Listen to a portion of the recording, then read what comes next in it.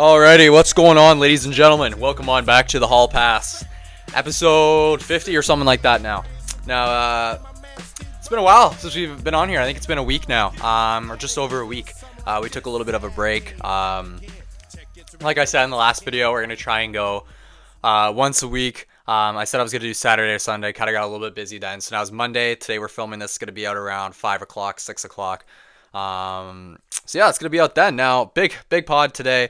Shouldn't be too long, but we should be around probably the 25, 30 minute mark. A lot of stuff to go over. My Leafs not doing too well the last week, so I want to dive into that because there's some interesting stuff I want to talk about there. So where do I start? We're going to talk a little bit on the Olympics today. Start with the Leafs, start with the NHL and what's going on there. Some NFL predictions, some stuff that's going on. We got the Super Bowl coming up in 2 weeks. Some great AFC and NFC matchups we had last night. I shouldn't say AFC was kind of a boring game there, but we'll start with the Leafs.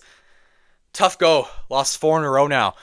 Who have we lost to? We lost to Colorado yesterday, Vegas before, Detroit, and then I don't know who it was before that, but we've lost 4 in a row, and it's just been bad, man. And this is what I'll say, guys. Everyone will say what they want to say on why the Leafs lose. If the Leafs have a healthy roster, they will win games. If you have Tanev in, if you have Nylander in, if you have Joshua in, if you have a good goalie pair that can go back and forth and be healthy on a daily basis and be consistent, that's how you'll win. Because, don't get me wrong, the Leafs haven't been amazing this year. It's been one of their worst seasons that we've seen probably in the last 7 or 8 years. Probably as soon as we drafted Matthews, that year was a little shaky, but probably then. That was every other season we've been a really good regular season team, to say the least. Now, the thing that just pisses me off the most is, you see a bunch of different news channels and you see a bunch of other, podcasters and people talking about the Leafs. And don't get me wrong, horrible season. It's been such a rough go the last week or two. But it's everyone just jumps to conclusions so quick. I remember we started off the year horrible. It was bad. Everyone was trade Matthews. We can't do anything about Marner. Nylander, you need to be better. Lawton, trade Lawton, trade all these guys. And then we went the other week, or 2 weeks ago, we went 8-0-2 in that stretch, and we were awesome. Nylander was great. Matthews started rolling again. And then everyone's we're in the first wild card spot. And then everyone's oh yeah, let's go Leafs. Yeah, win the cup. Yeah, go all the way. And now we're in that stretch again. Now I was just listening to a channel. I'm not going to say what, but then they're saying, you guys are sellers. Yep, 100% sellers. And don't get me wrong. As of right now, yeah. I mean, you're probably right. The Leafs are sellers. But we're 52 games in. I know we're more than halfway through the season, but you still got 35 games left, guys. Let's give it a rest here. I know the Leafs have sucked, and I'll tell you what I think the Leafs got to do if they're buyers or sellers, okay? Because I don't think they're either, to be honest with you. Now, I'll tell you why in a sec. But let's take a look at the standings right now, and I want to tell you why I think the Leafs could be right back in it within a week. So as of right now, in the Atlantic Division, Detroit's in first. They got 69 points. They're having a terrific season, one of the best seasons that they've had in a while. Right behind them is Tampa. They're at 68. They've been rolling of late. They had a 10-game win streak not too long ago. Right behind them with 63 points and also 63 points, you got the Sabres and the Habs, both having terrific years. Sabres are a team that we thought were going to be right at the bottom of the league, but look at them go, man. They're in third place in the Atlantic. So the Leafs play them tomorrow, which we'll talk about in a sec. And then the Bruins are at 62, right behind the Sabres and the Habs. They're at the first wild card spot. Behind them are the Panthers. They're at 59 points. Right behind them are the Leafs at 57. Behind the Leafs are the Sens at 55. So the Leafs have 3 games coming up. You got a game on Tuesday, you got a game on Thursday, and you got a game on Saturday. So if you win all three of those games, they would go after tomorrow. They go to 59 points. Then they'd go to 62 points. Or no, sorry, 61 points. They go to 59, 61, and then they go to 63. And right now, the Habs and Sabres the Bruins are the first wild card spot with 62 teams, and they'll probably win a game here and there, but within the next week or so. But this is what I'm saying. This is who we play. This is who the Leafs have up on the schedule coming up the next 3 games. You got the Buffalo Sabres tomorrow. Good team. Buffalo's usually had our number, but I would say, in my opinion, tomorrow for the Leafs is a must-win game. Must win, 100%. If you lose this game, Yeah, like the phone calls are going to be coming in soon. It might be screwed. Tomorrow's a must-win game because I think the Leafs have their stretches. If they need one win and then they'll roll. That's what they need. They need to go on like a 5-game heater, or at least 3. And then right after them, Seattle Kraken. Such a winnable game. You could beat Seattle. There's nothing special there. And then after them is Vancouver, the worst team in the NHL. All I'm saying is you got 3 winnable games coming up. Don't get me wrong, Buffalo's a good team, but I think if you could just establish a good game tomorrow, get the win tomorrow against Buffalo, I think Stolarz is probably going to start. Get Stolarz to go out there, get a win. He's coming off a rough one against Vegas. Go pound Seattle, go and pound Vancouver, and we'll roll from there. We'll be like maybe by then 1 point out of a wild card spot. So as of right now, we're at 57, which means we're 5 points out of a wild card spot. Win those 3 games, and everyone will shut up, and you're right back in the playoff talk. Okay? See, because everyone just jumps to conclusion, man. Now, I'm the last one to say it. I'm the one that will pick on a team, and then I'll just pick on it. Like the Leafs, I'll pick on them and do this stuff. But I'm not giving up on this team yet. I don't think they're out yet. They're not out, and I believe right now they're plus 250 to make the playoffs. So, I guess yeah. As of right now, to be fair, they probably are. Like they're 5 points out, but let's not jump to conclusions yet. Okay. Now, I want to talk about Stolarz and Wall now for a sec. Now, last year, in my opinion, they were the best 1 and 2 goalie combination in the league. Call me crazy. I think they were. Now, like they were both like you either night if you could roll with each guy, and I think you were going to get something productive out of one of them. Now, I will say against Vegas the other night, that was Wall's start. That was not. I don't know why Stolarz started that game. First game back, he didn't even like let him like for a guy who was out for like 3 months, has been injured and crippled all season long. Start him with the Marlies. Start him with the Marlies. Let him play maybe like I'd say at least 2 games there. Let him start there and then make his way back. But no, throw him in against one of the biggest games of the year against Marner, who's returning in Vegas in a must-win game. I don't know. I wasn't a big fan of that. But Wall and Stolarz are going to be 2 big contributing factors. If those two guys are going to get you wins, right? So those are the guys that need the role. If they need to be locked in, especially Stolarz. Wall's been good this year. It's been kind of shaky lately. Those guys need to be big contributing factors, and they have been from what we've seen before. Now I want to talk about someone here. For those of you who know about the trade deadline, or sorry, before we get there, let's talk about Willie Styles and a little incident that happened during yesterday's game against Colorado. Um, Willie decided, I guess the camera on the TSN broadcast cut to him in the press box with Tanev and Joshua, and he flipped off the camera. Funny moment there. Not sure what happened there. I think he went and talked about it, said it was some frustration that he was dealing with. I know that we've seen throughout the last couple weeks of the camera cutting up to him. We've seen him wearing kind of some funny outfits, like we've seen him wear a wife beater up there. So I think he maybe got pissed off of the camera always on him, even though he's not playing. And then I just saw something yesterday morning, this morning, or it was last night, that they were saying that, that the league's actually going to look at this, and they might he might be facing suspension. So as soon as I guess it'd be when he's done his injury and he comes back, the first game he'll be sitting. So I don't think if he does get suspended, which he very well might not. I think it'd be max maybe a game, 1 game.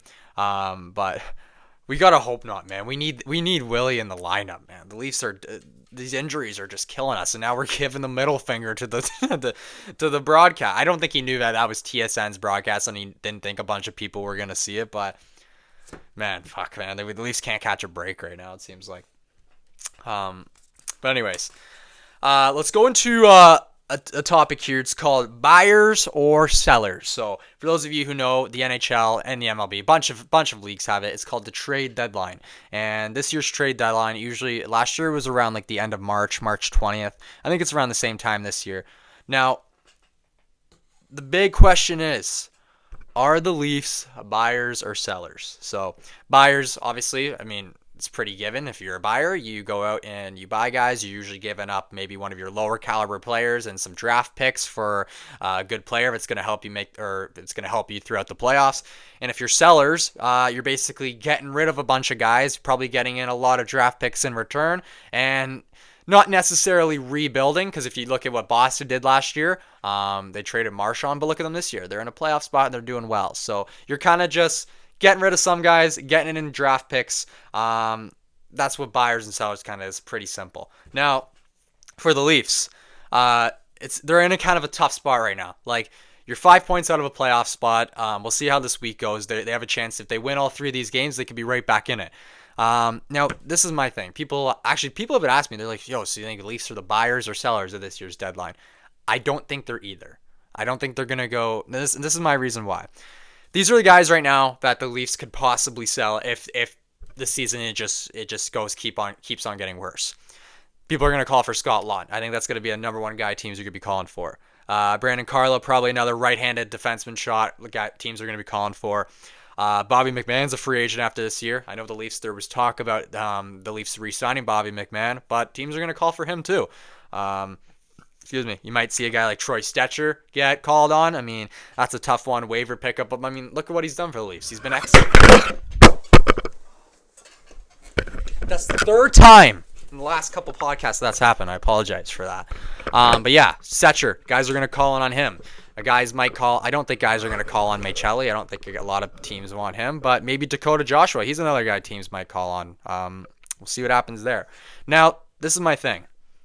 Let's say the Leafs go on a crazy run. You're in a playoff spot, and Treliving's trying to sign a guy. I don't know who the Leafs are going to give up to sign a big player. I think you can't. Now, these are the only 2 big names I think the Leafs could really give up if they want to sign a big name. Easton Cowan and Ben Danford, because we don't have any more first-round picks. And I promise you, looking at how this year went, you never know what's going to happen in the next couple of years.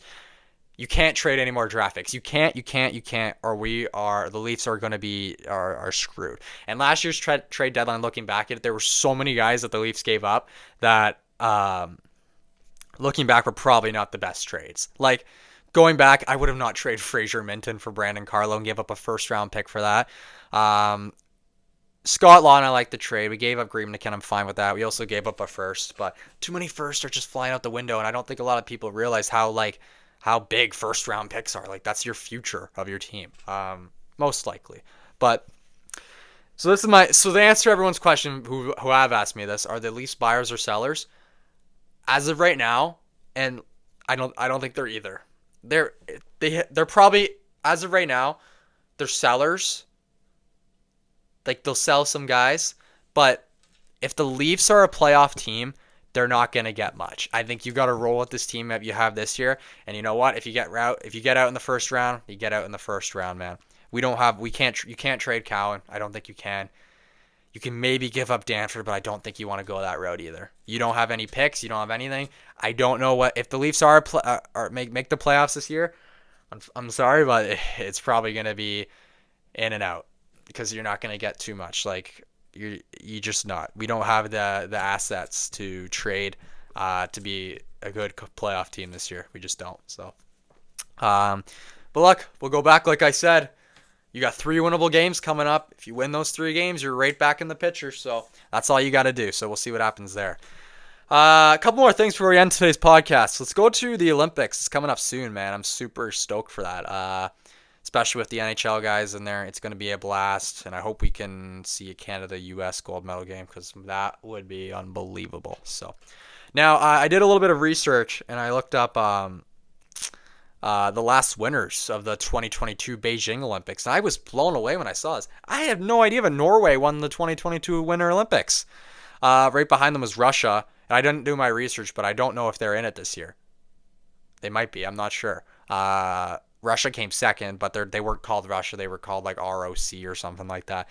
Third was Germany, which was crazy to me. I didn't think that they were there. Fourth was Canada. Canada had 4 golds. They had 8 silver medals and 14 bronze, coming 4th place in that year's Olympics. Right behind them was the States, and then right behind them was Sweden. 5 USA, 6 Sweden. So I didn't know Norway won it that year. So that's crazy. I guess winter atmosphere there. It's always kind of cold. So, I mean, I could see it. I guess Russia usually has a bunch of guys, a lot of cheaters too. Just joking, but yeah, I can't wait for that. Olympics start February 6th, so if you do the math, I think that's like almost basically 2 weeks away from there now. The hockey starts on February 12th, and it goes the tournament's the February 6th to February 22nd, if I'm not mistaken. But the tournament for hockey is 6 days after the tournament or the Olympics starts, so February 12th to the 22nd, 10 days long. That's how long the Olympics are for hockey. So it should be interesting there. Now, I guess we'll go to the NFL. What a game it was last night. NFC Championship, Seattle Seahawks, LA Rams. Quite the game it was. All these playoff games, man, have been excited besides every single Patriots game. Those haven't been fun to watch. In the AFC Championship yesterday, what a sleep show that was. Patriots Broncos 10-7 final score. Man, this is I know. Don't get me wrong. I was rooting for the Broncos in this one. I want to see Jarrett Stidham ball out. And for those of you who don't know, the Broncos beat the Bills in the AFC divisional matchup. Bo Nix is their starting quarterback. The Broncos. They found out after the game that he tore his ankle, or he fucked up his ankle or something like that. So he wasn't able to play in this game. So the favorites went to the Patriots automatically, and it was almost a given that they were going to win, but they only won by 3 points. So that means, yeah, Patriots and Seahawks Super Bowl, and my prediction is the Seahawks win by 15 or more points. I think they absolutely blow the Pats out of the water. I just saw this thing. Drake May's stats, like, he hasn't blown me away in the playoffs. Like, let me look at their matchup. So the Chargers, yeah, it was a good win for them. The Chargers sucked. Went on, played the Texans. Texans got a good defense. Give them credit where credit's due. But the Texans' offense is absolutely horrible. No Nico Collins and C.J. Stroud played horrible. And then you could go look at who they played last week. You played a guy who they didn't have a quarterback. So I think that the Seahawks are going to be a rude awakening for them. And Jackson Smith and the Jigba balled out last night. One of the best games I've ever seen Sam Darnold played. Kenneth Walker was amazing, and there's no Zach Charbonnet. That's their red zone guy. He's usually going to get that touchdown there. So yeah, quite the game that was. Should be a good Super Bowl, man. I think the Seahawks are going to blow them out, though. Bad Bunny's your halftime performer. Should be cool stuff there. Now, I guess I'll give an actual score prediction, because we'll come back here and see if it's right. Even though the Super Bowl's in a couple of weeks, so I'll do another podcast before then. But I think the final score of that game, I will say 31-14 for the Seahawks. Nah, I mean, fuck. That's a tough one. I want it to be a little bit closer. I'll say 27-17. I said they're going to win by 15. I think they'll win by 10. It's the Super Bowl. I don't think they're going to get blown out by that much, but I think the Seahawks dominate. I think they're going to be they were so impressive last night. So, riding with the Seahawks. I think they win the Super Bowl. Best defense in the league. Offense was awesome last night. Roll Seahawks. I think they win the Super Bowl. So yeah, we'll be back here in a couple days, everyone. Today is Monday, so we'll be back here probably Friday night or Saturday. We'll be back then. Leafs. We'll be back here Saturday, Leafs play on Saturday night. We'll be back here Saturday morning. We'll do a podcast on either Friday night or Saturday morning, and I guess we'll see how the Leaf game turns out. Because I think you could beat Vancouver. If they could win against Buffalo tomorrow night, we're rolling. So beat Buffalo tomorrow night, and you're right back in the picture. So continue off this homestand. It was a snow day today, so everybody, if you're dealing with the snow, stay safe. We'll be back here in a couple days or in a week or so. Enjoy your. If you're at home and you're stuck at home, be safe. And we'll be back here in a couple days, everyone. Thanks for watching episode 52 of the Hall Pass. I'm Nolan Hall. We'll be back here in a couple days. See you later. Peace.